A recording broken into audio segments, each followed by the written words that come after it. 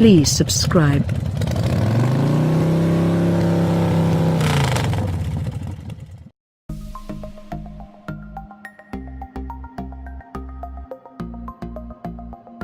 Let's dispense with the elephant in the room. The Lamborghini Urus has as much to do with the LMO02 aka the Rambo Lambo, the amazing Countach-powered stud of an SUV favored by oil sheiks and sold by Lamborghini in the 1980s as I do with Gal Gadot. Thing is, because of the legitimate off-roading heritage given to the brand by the LMO02, Lamborghini has more of a right to build an SUV than any other supercar maker. However, I've now driven both Rambo's Lambo and the Urus, and there's only the most tangential of relations. Namely, the badge. The 3-ton body-on-frame LMO02 was developed from the rear-engine sheet, a military vehicle built to woo the U.S. Army. Uncle Sam eventually went with AM General's HMWV.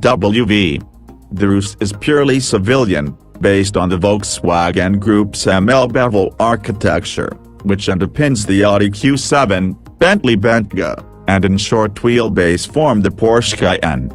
Actually, if you dig it deep enough, the current Audi A4 is also ML bevel. SHHH. As mentioned, the LMO02 featured a torqued-up version of the Countach's 5.2-liter V12. Does the Urus sport a low-down, gruntier version of the Aventador's 6.5-liter V12? Sad to say, nope. As you might imagine, especially given the ML bevel roots, the newest Lamborghini uses a variant of Audi's venerable 4.0-liter twin-turbo V8, which in Urus skies is good for 650 horsepower and 627 pounds-feet of torque. Why no 12-cylinder? Like the Urus's platform mate, the Bentayga, which comes packing a 600 horsepower, 664 pound-feet twin-turbo W12. China, says Maurizio Reggiani, Lamborghini's director of research and development. That nation's rather arbitrary tax policy goes exponential based on displacement. Anything above 4.0 liters comes with crippling luxury surcharges. The Urus is Lambo's only shot at the massive Chinese market, which now has as much say over automotive product planning decisions as the US or Europe. As a result, there will be no 12-cylinder Urus variant. This single bullet theory is also the reason why the Urus comes packing an 8-speed CF automatic transmission with a gasp torque converter, a first for the brand. Remember, the LMO02 had a long-throw 5-speed manual, a fact I'll never forget. Anyhow, because of that torque converter, the Urus doesn't have the pissed-off bovine kick of the Aventador's single-clutch transmission with independent shifting rods, nor even the frenzied, half-violent snap of the Huracan's twin-clutch box.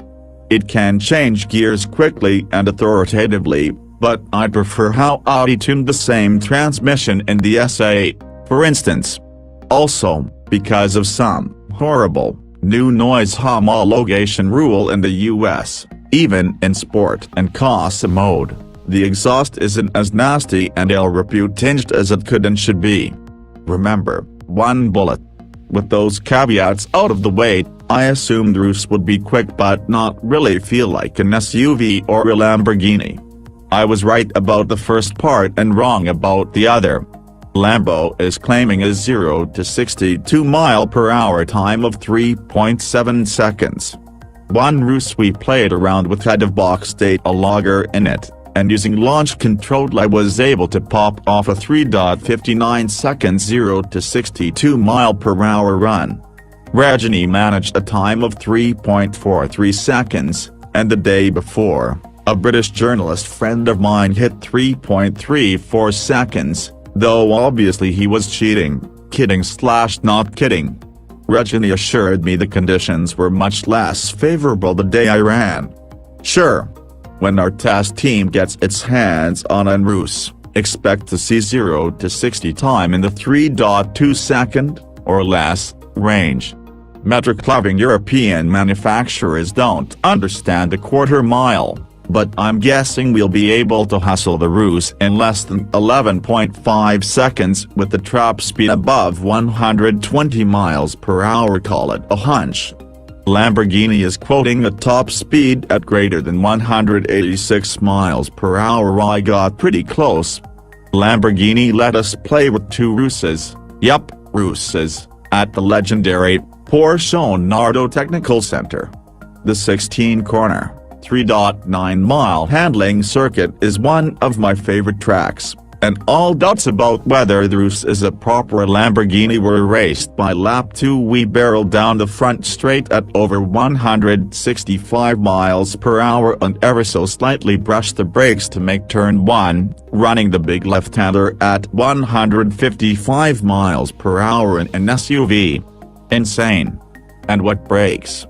The new Urus comes with the largest brakes in the world. 17.3-inch carbon ceramic rotors up front get squeezed by 10 piston calipers. Yes, 10. Out back, 14.6-inch discs are clamped by 4 pistons. Reggiani explained to me that they would have liked even bigger brakes, but the rotors had to fit into the Bass 21-inch wheels. If you aren't the base model kind of guy, the Urus also comes with 22 and 23 inches shod in a quite special Pirelli P0 Corsa tire stamped with an L for Lamborghini like the ones on the $2 million plus Centenario. Each Urus went out for about 20 hot laps, and both the brakes and tires were totally up to the task of slowing the big bull each and every time. Rear wheel steering and a torque vectoring rear end. The outside rear wheel is mechanically accelerated through turns to help eliminate understeer. Almost made me forget I was flinging a big SUV around a high-speed track. I only remembered I was driving a giant crossover when I spotted the other two Uruses running around with me. Days later, I'm still amazed at what a great driver's contraption the Urus turned out to be. How much does it weigh? Reggiani claims about 4,750 pounds, which would be extremely light for such a large thing. That said, Italians weigh vehicles differently than you and I. So I'm going to guess it's a bit heavier. For some perspective, the chubby Bentley Bentayga W12 plops in at 5,653 pounds, whereas the comparatively lightweight BMW X6M flattened our scales with 5,187 pounds of fun. I'm thinking the Urus will be right around 5,000 pounds, give or take. Little white lies about weight aside, the Urus is that shatteringly good. My opinion of this super SUV went up even higher when the Lambo folks turned us loose on a high-speed, almost rally stage-esque, dirt course. Now riding on the puny 21-inch wheels shod in Pirelli Scorpion SUV rubber, I had the opportunity to try out one of 3 new off-road modes.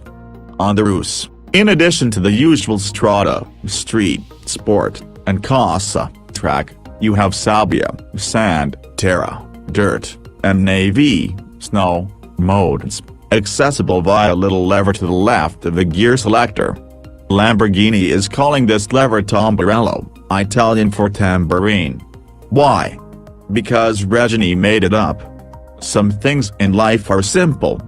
In the dirt, I felt like I was driving Hennessy's version of the Ford Raptor, the Velociraptor, only much more hunkered down. The gobs of torque were even more apparent on the rally stage, where I never got the thing out of third gear and spent the majority of it in second.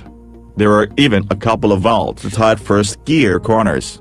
Despite the all-wheel drive, a heavy right foot produced magnificent tail-out drifts, and the steering was quick enough to easily catch the slide. Then the Urus just rocketed down the busted path. What a beast. But will Urus owners ever actually take their super expensive super SUVs into the rough stuff? Lamborghini is thinking some will. That's why they're offering 2 body styles, the regular sporty one and the Dune version. The latter will feature revised front and rear bodywork for increased approach and departure angles. In fact, Lambo is thinking that it might only offer all 3 off-road modes on dune models and ship the regular Urus only with Nave. Maybe. They're still deciding. Truth be told, they're still deciding a few things. The Urus won't be finalized until May or so. Our drive of these development mules, some of which had obvious Saudi components as placeholders, was to pick our brains about what, if anything, they can do to improve the Urus before it goes on sale. My to-do list? 1. Make it louder for markets that allow it. 2. There needs to be a shift alert beep in Corsa mode. 3. Tighten the variable steering ratio in Corsa mode. 4. Create a sport, off-road mode. I suggested they call it Terra Veloz to quicken shift times in the rough stuff. Beyond those 4 things, I'm pretty dang smitten with Lamborghini's all-new Attack SUV. When Porsche introduced the Cayenne, the original sporty SUV, certain people who self-identify as purists insisted the sky was falling. But Porsche insisted healthy SUV sales would fill their R&D coffers with cash, thereby ensuring that future 911s would get better and better. Which they did. I'm sure the same catcalls will echo for Lamborghini.